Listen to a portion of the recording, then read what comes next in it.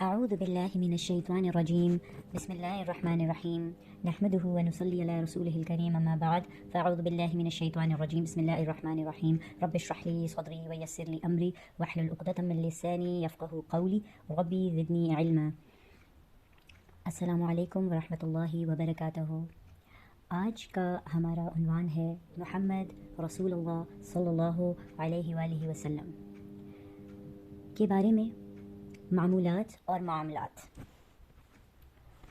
یہ ایک بڑی ہی خوبصورت اور عمدہ کتاب ہے. اس کا نام تو آپ کو میں نے بتا ہی دیا ہے، یعنی آپ کی خدمت میں نے پیش کر دیا ہے. اس کی تالیف ڈاکٹر فرحت ہاشمی نے کی ہے. ناشر الہدیٰ پبلیکیشن اسلام آباد. ایڈیشن اس کا 10th ہے، 10واں ایڈیشن ہے اس کا، اور تعداد اس کی 5000 ہے.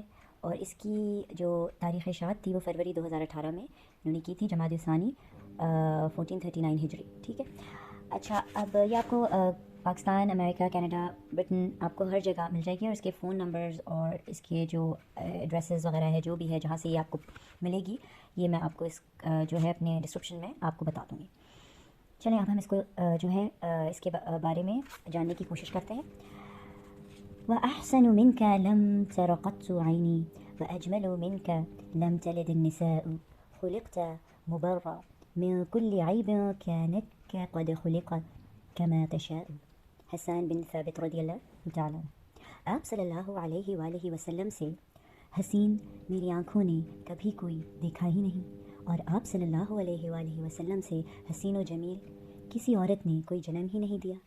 آپ صلی اللہ علیہ وآلہ وسلم ہر عیب سے پاک پیدا ہوئے، گویا کہ آپ صلی اللہ علیہ وآلہ وسلم کو ایسا بنایا گیا جیسا کہ آپ صلی اللہ علیہ وآلہ وسلم خود چاہتے تھے.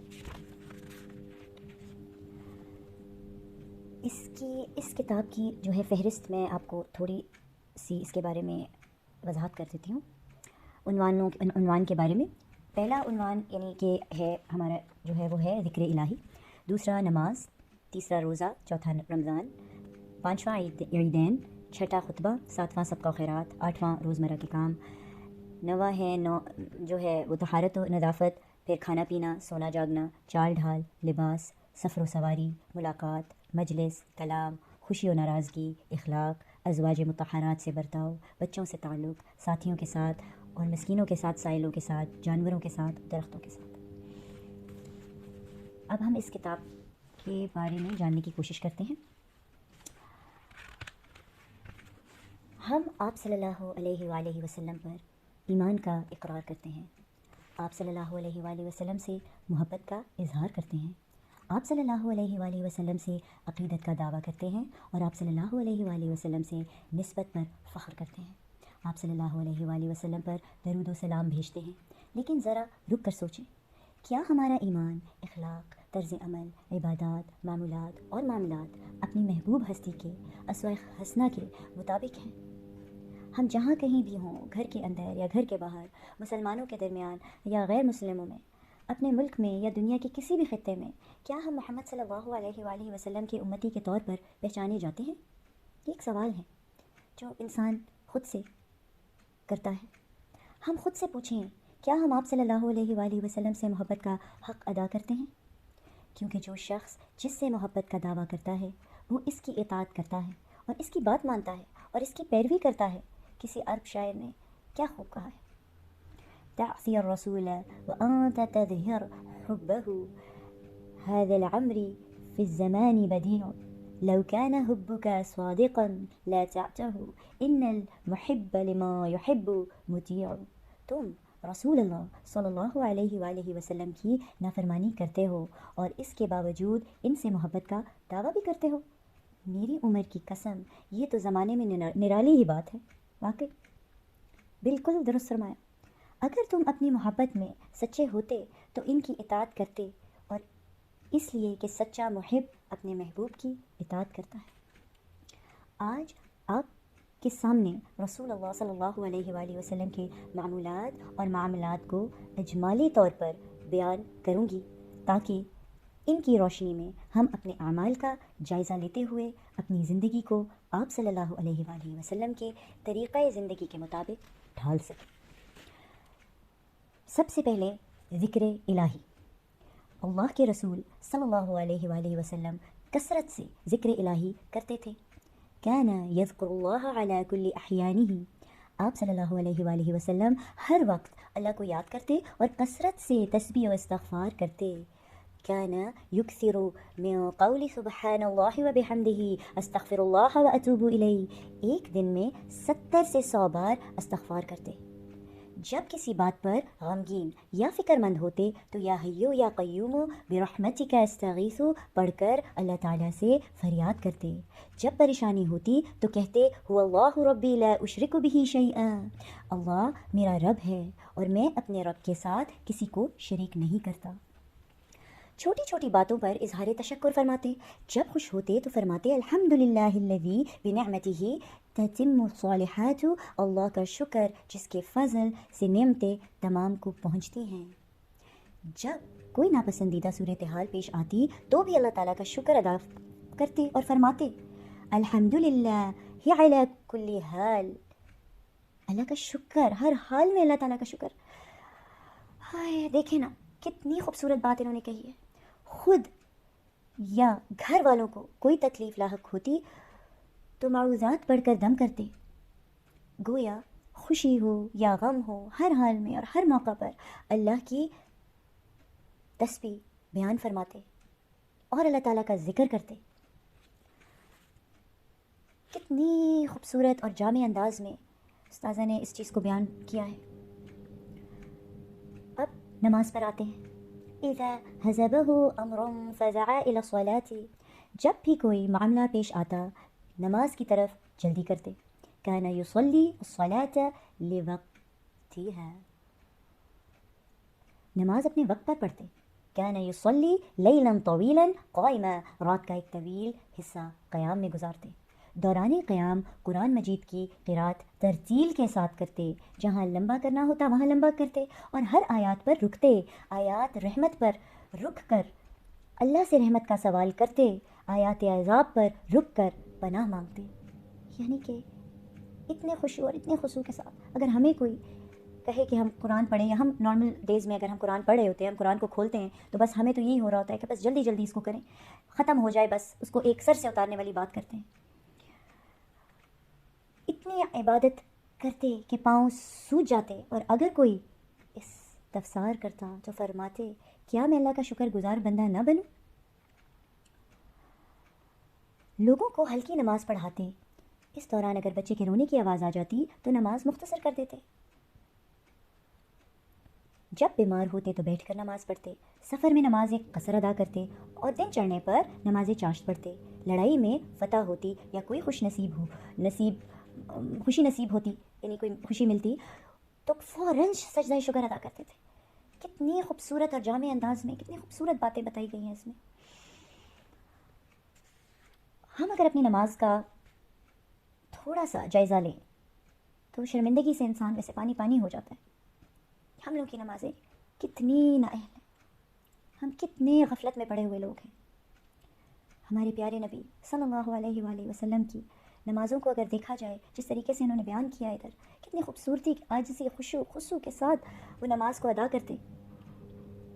ذکر الہی کے بارے میں جو بیان فرمایا، اتنی خوبصورت طریقے سے ذکر الہی کرتے، دل سے اپنے ایک ایک لمحے کو اللہ تعالیٰ کے ساتھ جوڑ کے. ڈائریکٹ اللہ تعالیٰ کے ساتھ ان کا لنک تھا.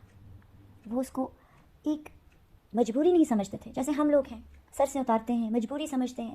بھائی نماز کا ٹائم ہو گیا، بس جلدی جلدی پڑھ لو اور بس پڑھ کے فارغ ہو کے ابھی اور بھی کام کرنے ہیں، ابھی ہم نے یہ بھی کرنا ہے، ابھی ہم نے وہ بھی کرنا ہے.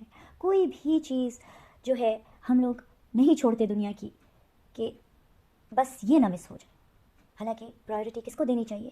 اللہ تعالیٰ کو دینی چاہیے، اللہ تعالیٰ کے احکامات کو دینی چاہیے، اللہ کے ذکر کو دینی چاہیے، نماز کو دینی چاہیے. بہت خوبصورت، بہت ہی مجھے مزہ آیا ان دو جو ٹاپکس کو جو ہے ڈسکس کر کے آپ لوگوں کے ساتھ جو اس کو بیان میں نے کیا ہے. اب ہم روزے کی طرف آتے ہیں. رمضان کے علاوہ شعبان میں کثرت سے روزے رکھتے تھے. دیگر مہینوں میں کبھی مسلسل روزے رکھتے، ایسا خیال ہوتا کہ اب نہ چھوڑیں گے، کبھی چھوڑ دیتے تو لگتا کہ اب نہ رکھیں گے. ہر قمری ماہ کی 13، 14 اور 15 تاریخ، پیر جمعرات، محرم میں یوم عاشورہ اور 10 ذوالحجہ کے روزے رکھتے. شوال کے 6 روزوں کا بھی اہتمام فرماتے، روزہ اکثر کھجور سے افطار کرتے۔ رمضان، ماہ رمضان میں نیکیوں میں بہت بڑھ جاتے، خصوصاً صدقہ خیرات کرنے میں تیز آندھی سے بھی زیادہ بڑھ جاتے۔ جبرائیل علیہ السلام کے ساتھ قرآن و مجید کا دورہ کرتے، یعنی دوہرہ قرآن، رمضان میں پورا قرآن کا دورہ فرماتے اور پورا جو ہے وہ قرآن کو بہت ہی خوبصورتی اچھی طرح پورا ختم کرتے، دورہ قرآن جس کو کہتے ہیں ہم۔ اذا دخل العشر احیا اللیل وایقظ اہلہ وجد وشد المئزر، جو ہی رمضان کا آخری عشرہ شروع ہو جاتا، آپ صلی اللہ علیہ وآلہ وسلم خود بھی جاگتے اور اپنے گھر والوں کو بھی جگاتے، خوب محنت کرتے اور کمر کس لیتے یعنی کہ فل کہتے ہیں نا الرٹ ہو جاتے اور فل اپنے آپ کو جو ہے وہ پریپیئر کر لیتے، جیسے سولجرز ہوتے ہیں نا، اور جب جنگ ہوتی ہے آپ جاتے ہیں جنگ کی تیاری کرتے ہیں تو فل اکوپڈ ہوتے ہیں، اپنی تیاری کرتے ہیں، then you go and fight for the جو بھی ہے، جاتے ہیں جنگ کے لیے۔ اسی طرح جب رمضان آتا تھا تو آپ صلی اللہ علیہ وسلم اپنے آپ کو پریپیئر کرتے تھے ایز اے سولجر کہ اب میں نے سارا وقت ڈیڈیکیٹ کر دینا ہے صرف اور صرف یہ رمضان کا مہینہ اللہ تعالیٰ اور قرآن مجید کو دینا ہے، اپنا نمازوں کو، اپنے اعمال درست کرنے ہیں، اپنے کیریکٹر کو اور زیادہ بہتر بنانا ہے، زیادہ سے زیادہ قرآن کو پڑھنا ہے، پڑھانا ہے اور اس پر عمل کرنا ہے اور اس کو سمجھنا ہے۔ ہر سال اعتکاف کرتے، آپ صلی اللہ علیہ وآلہ وسلم کے ہر کام میں دوام ہوتا۔ نیکسٹ ٹاپک ہے عیدین۔ عیدین پر خاص اہتمام فرماتے، غسل کرتے، بہترین لباس پہنتے، عید کے لیے پیدل آتے اور جاتے، خواتین کو بھی عیدگاہ جانے کا حکم دیتے، عید الفطر کے دن میٹھی چیز کھا کر نماز عید کے لیے جاتے، عید الاضحیٰ کے موقع پر ہر سال قربانی کرتے۔ خطبہ ہمیشہ حمد و ثنا سے شروع کرتے، جیسے جمعہ خطبہ ہوتا ہے، جب جمعے کی نماز ادا کرنے جاتے ہیں تو اس سے پہلے خطبہ ہوتا ہے، اس کے بعد جمعے کی نماز جو ہے وہ ادا کی جاتی ہے، تو خطبہ ہمیشہ حمد و ثنا سے شروع کرتے اور اس میں قرآن مجید کی آیات پڑھتے۔ خطبہ کبھی زمین پر کھڑے ہو کر، کبھی منبر پر، کبھی کھجور کے تنے پر، کبھی اونٹ کی پشت پر بیٹھ کر کرتے۔ خطبے کے وقت آنکھیں سرخ ہو جاتی اور آواز بلند ہو جاتی، ایسے علم سے پناہ مانگتے جو فائدہ نہ دے۔ کتنی خوبصورت بات کی ہے، یہ ہم لوگوں کے لیے ایک بہت بڑا لیسن ہے اس چھوٹی سی اسٹیٹمنٹ سے، کہ اللہ تعالیٰ ہم سب کو اس علم سے جو ہے وہ بچا کر رکھے جو فائدہ مند ثابت نہ ہو، جس کے بارے میں ہمیں پتہ تو ہو لیکن ہم اس پہ عمل نہ کریں، اور وہ علم ہمیں فائدہ ہی نہ دے، بس اس کو پڑھ لیا، نالج لے لی اور بس ختم، پتہ ہی نہیں کہاں گیا اور پھر بھول بھال گئے۔ اسی طرح قرآن کا علم جو ہے یہ ایک کہتے ہیں نا جامع علم ہے، اور یہی ایسا علم ہے جو ہمیشہ تک قائم رہنے والا علم ہے، رہتی دنیا تک۔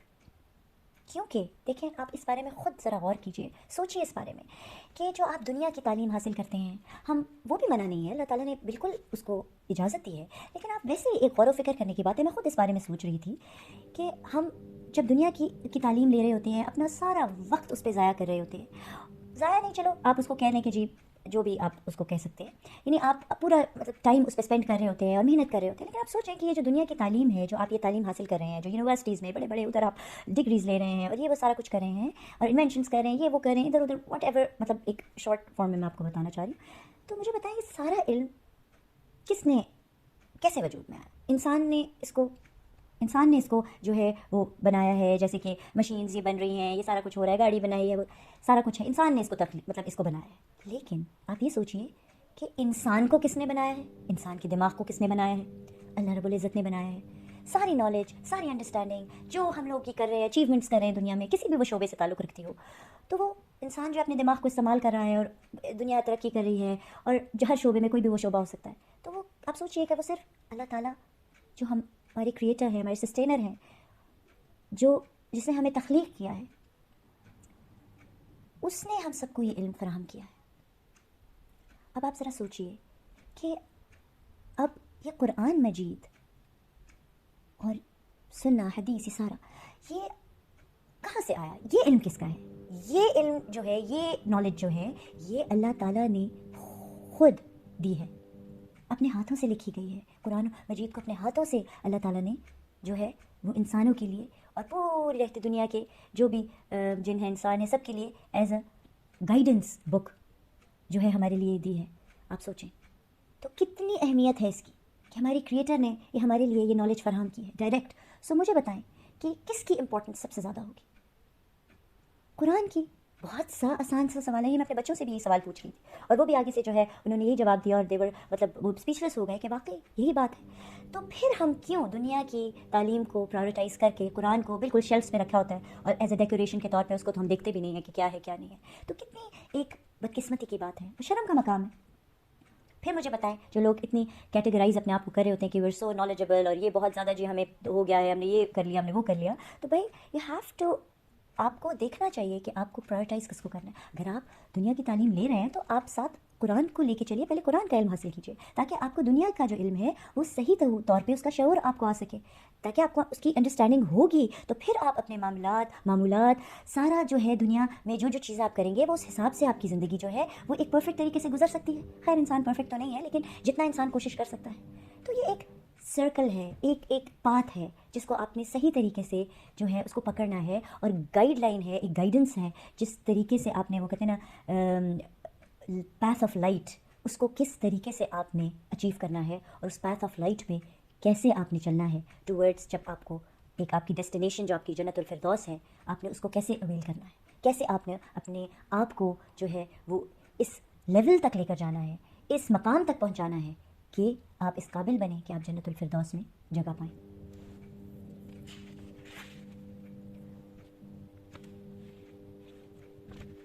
نیکسٹ ہمارا ٹاپک جو ہے وہ ہے صدقہ و خیرات.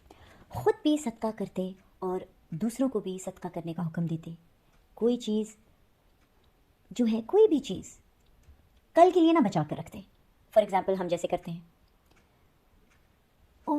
جیسے منی سیونگ ہو گئی اور چیز ہو گئی، یہ ہم رکھ لیتے ہیں نا، یہ ہم کل کے لیے سے فیوچر کے لیے کر لیں گے. ابھی ہم نے بچوں کی شادیاں کرنی ہیں، ہم نے ابھی یہ چیز کرنی ہے، ہم نے یہ سنبھال کے رکھنا ہے، اگلے 2 سالوں کے لیے ہم نے یہ کرنا ہے، چلو یہ ہو جائے گا، یہ کرنا ہے.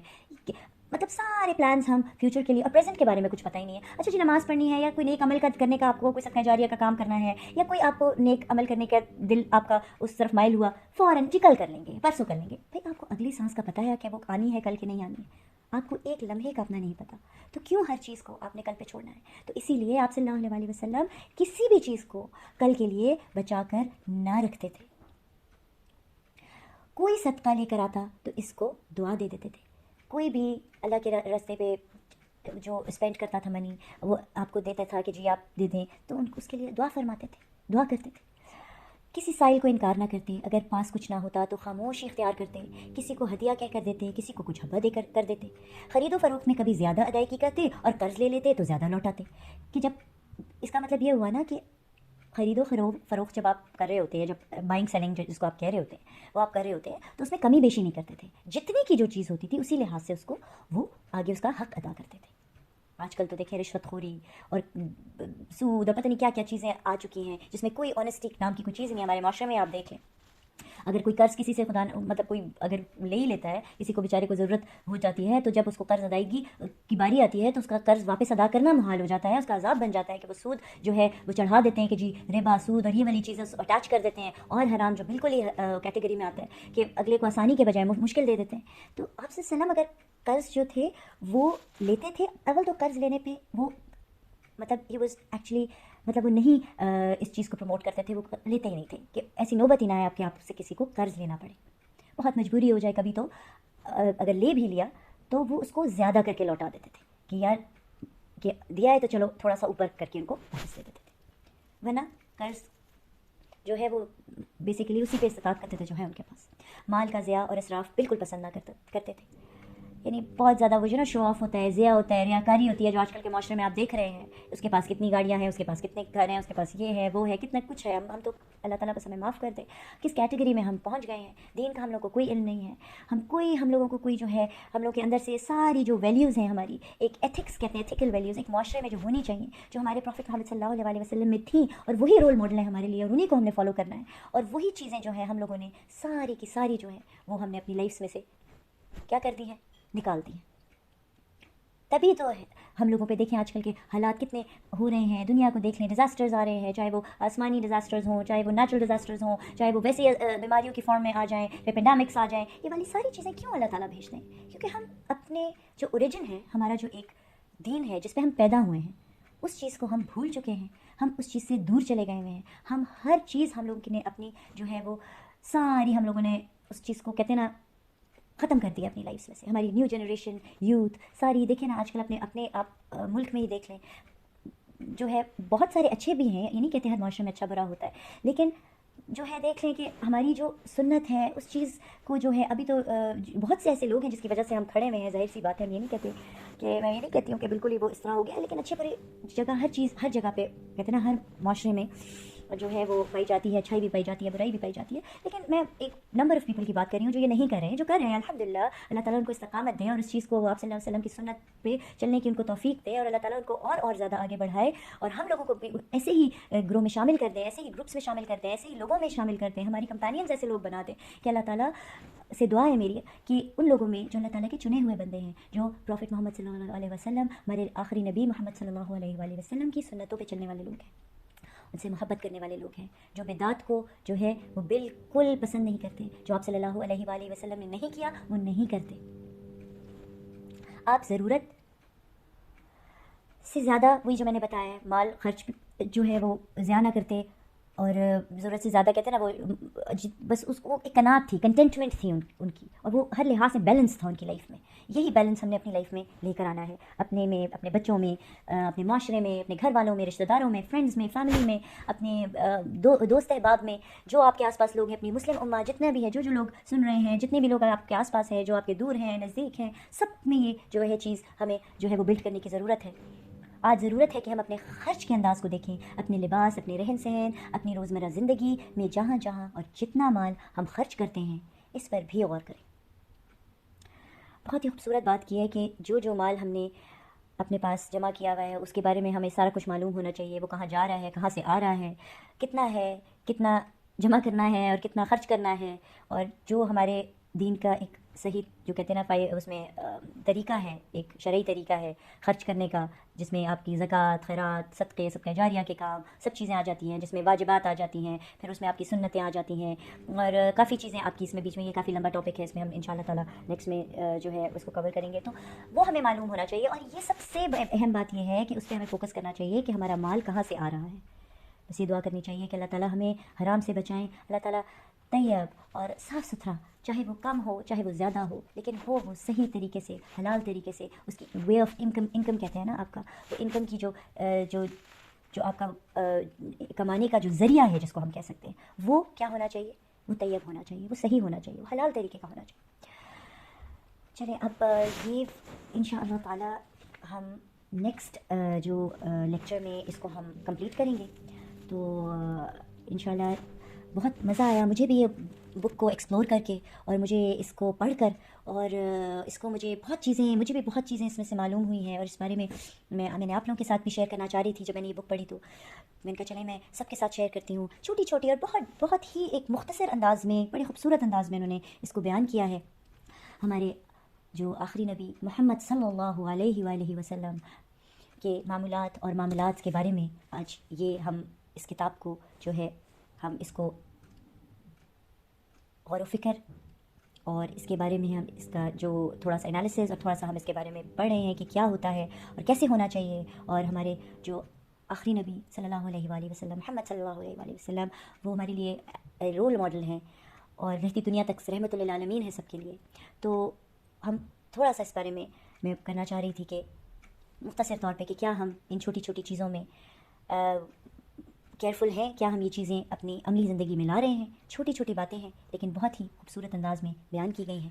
انشاءاللہ اگلی دفعہ تک کے لیے اللہ حافظ، وآخر دعوانا ان الحمد للہ رب العالمین. اللہ تعالیٰ آپ سب کو جزائے خیر دے، اور اللہ تعالیٰ سب کو جو ہے سب کی مشکلوں کو اللہ تعالیٰ آسان فرمائے، اور جو علم کے راستے میں ہیں اللہ تعالیٰ ان کی جو ہے وہ سب مشکلیں آسان کرے، اور نور جو ہے اللہ تعالیٰ کا علم، جو نور علم ہے وہ قرآن کا علم ہے، اللہ تعالیٰ اس علم کو سب کے لیے آسان فرمائے. اللہ تعالیٰ میری بھی مدد فرمائے. چھوٹی موٹی کاوشیں، جو کوششیں میں کر رہی ہوں خیر وہ تو ایک کہتے ہیں دانے کے برابر بھی نہیں ہے. اللہ تعالیٰ اس کو قبول فرمائے. اور آپ سب میرے لیے بھی بہت دعا کیجیے اور میں آپ سب کے لیے دعا کروں گی. السلام علیکم ورحمۃ اللہ وبرکاتہ. اقرأ أخيا ورتل القرآن